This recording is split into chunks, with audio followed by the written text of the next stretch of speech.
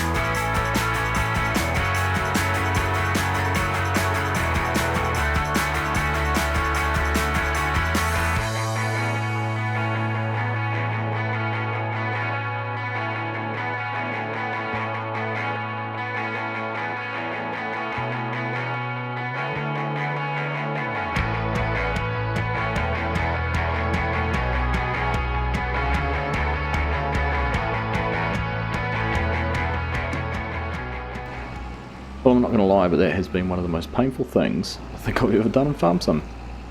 We've taken over an hour, probably about an hour and a quarter. In fact, you can probably tell if you went back and looked at what time we started doing this, but it's 7 minutes past 5 in game, and we have finally got all the bales stacked into a position where we can load them onto the truck. Just the sheer number. This loader, I mean, it's good that the prongs are quite long and we can actually get two layers of bales on them, but other than that, it wasn't really the most ideal thing to be doing that with, but I'm sure we could probably find something better. Something with a few taller, wider, who knows, I'm sure there'll be something else. Anyhow, let us go and grab the truck. We'll go and get the rest of these bales loaded up and put into the shed, and then we'll go over and grab the windrow. The windrow should be finished if all's gone to plan, and we'll be able to then take the baler over and go and get that other field baled up, because what do I feel like doing? Loading some more bales. There we go. Right, can we fit one more layer on there? I think we can. We're not going to be able to get all the bales out of here in one go, but we might as well make sure we take a full load so when we come over for the partial load we don't end up with more than we can handle. Pull that up in there, pick our load option, there we go, we'll get that stack up there. So I think I counted there's 13 per layer, so there's 52 bales per load. Pretty impressive. They do seem to move around a little bit. I don't know if I can manually strap them on, not quite sure, but see, they start to float, which has caused me issues with trying to unload them at the other end too a few times. I think they move too far out of their load. There we go, just like that. I think we're now going to have a problem getting one of the bales off, and I'll have to use the front loader to extract it, but we'll just pull ourselves up about there, hit our unload button, and we got them, almost got them all. Reload and get those ones off. So those four at the front just aren't going to come off. No matter what you do, they won't come off, and I think they just fall out of the triggers for the auto load. So it is what it is. So we'll grab this and go and unload those, and then we can get the last ones out of the field. Alright, there we go. All out of the field. 85,000 litres sitting on there. Doesn't look like it, does it? But adds up pretty quick. So we'll be able to have a quick look in here once we've got these ones unloaded to see exactly how many bales we ended up with. Well, we know we had the 235 in there, but we'll be able to have a look and see how many litres of hay we've got. I guesstimated, I think last time it was about 700 and something, so we'll get this unloaded. Just those couple, we'll get them put back on and off, and let's go and have a look now, see what the capacity is. There's 236 bales, so there's one more than I thought, and 743,000 litres. So by the time we've got that other field done, we're going to be over 800,000 litres, which is great. And doesn't it nice to see these two sheds getting fuller? We're actually only halfway full on both of them, but isn't it nice to have all of that in there? Well sorted for winter. Right, we'll get things, in fact, we'll take the truck over, go and grab the windrow, bring that back, grab the baler, head back over, and then we'll go and get that last field done. In fact, scratch that, I forgot that we had it hooked up to the Kubota, so we didn't need to go and get the other tractor, didn't need the John Deere. We'll take this over with this hooked up, and we will use this to get the last of the baling done, and then we can send the John Deere back on a worker. They can use auto drive to head back over to the yard. So we'll get down there and get this baled. Hopefully we can get these all loaded in, out of the way before dark, and we will be done for hay for this season. We'll have to wait until we get to spring and start growing some grass again. I've got to admit, the windrower and Ted has done a pretty good job over here in the field. They are just about to head off and head in back to the yard. Hopefully we're not in the way. I'm going to head out the yard entry and go and wait up at the yard entry. Oh, sorry, head out of the field and head up to the yard entry. So they'll get turned out of there at a great rate of knots, I might add.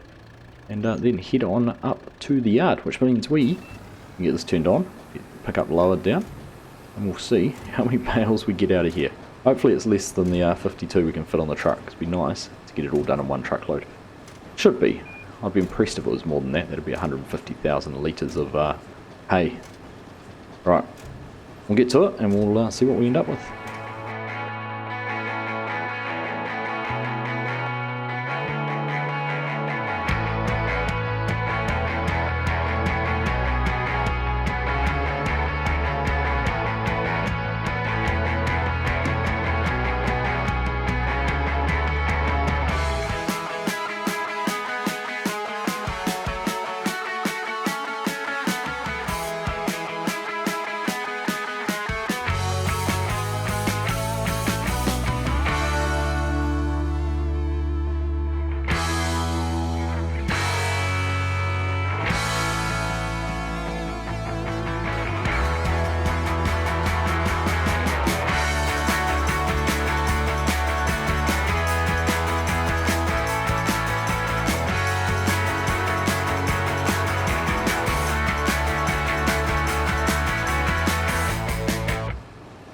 And there we are, job done. A little bit here we will go and pick up. Now I didn't reset the bale counter, thought about that halfway through to see how many bales we ended up with, but I think we've got enough, a few little bits of grass around to get that last a little bit, but we'll get that turned off, get those 2 bales ejected, or just 1 bale in fact it is.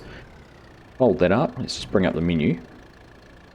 It's 257 bales total. If we've done 236, there should be 21 bales over here, so not too many. Not too many at all, and that looks about right. What do we got? 2, 3, 4, 5, 6, 7, 8, 9, 10, 11, 12, 13, 14, 15, 16, 17. 17 and probably 3 or 4 around the other end, so that would be about right. Done. Right, let's get this back over to the yard. I'm going to grab the truck, bring that over, we'll get these loaded up. I'm not going to subject you to having to watch me do that. We'll just get it done, and we'll catch up with you probably when we're unloading them into the shed. Well, there we go, job done. Get those unloaded, they moved, so we had another one of those ones that decided it didn't want to go. Oh, they've managed to auto load though. There we go, fortunate, very fortunate. So let's just jump out here and have a look in our shed. Very well stacked, neatly piled shed. 258 bales total. I did actually, when we got back here with the baler, I did scoot around the field and go and grab an extra 20% just to top off that last bale we had in there. So 812,000 litres of hay. Have a look in the straw barn. There's 1.3 million litres of straw there as well. And otherwise, we've just got lots of everything. The maize silage over there. Still got a good amount of grass. We haven't even touched the other bunker yet. This one still has 66,000 litres in it. Of course, I think there was about 700 or 800,000 litres in here as well. Can't see it because it's covered, but there is a decent amount in there. Not going to bother uncovering that.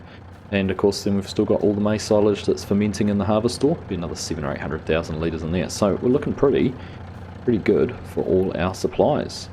So there we have it, hay all finished, and not too soon I might add. It was definitely turning into a bit of a longer process than I thought it might have ever been. We will reconsider our baling options for next season, but at least we do have enough feed here now to keep all our animals happy. As for the future, well, we're heading into winter, so it is going to be a case of keeping the animals happy, healthy and fed, and keeping that income flowing through with the milk. We do want to still get the free stall built over the back of here, so hopefully we'll get that put up. We do have some money to come in with some oats to sell, and I do still want to buy another plot of land. And at the moment I'm targeting this bunch of fields here. You can see field ID 142, $184,000, and it's quite a big area actually when you see it in there. It only has a few predefined fields, but this is all area is grassland. There is a house here on the corner. So I think it'll be a good opportunity. We could put a small track along the front here, cut down a couple of trees and have an access way into a bigger field here, which we can use for more grass, or we could plant something else in. And at the same time, when we're doing that, once the free stall's built and we can bring the cows that are down here in field 195, we'll also get rid of that, and that has a value of $190,000. So it's really just a like-for-like land trade. And we only have the cost of the free stall to supplement it, so or offset that. So it is, I think, quite a good idea. But we'll worry about that probably closer to spring, when we can get in there and do some field work, prep it, plough it, get everything done that needs to be done on it. So looking forward, I guess we'll be getting into some winter jobs and just keeping things ticking over. Anyhow, that was a long episode in the making, but probably has ended up a lot shorter in the final product. Regardless of that, I hope you have enjoyed it. Thank you all very much for watching, and I'll catch you in the next one.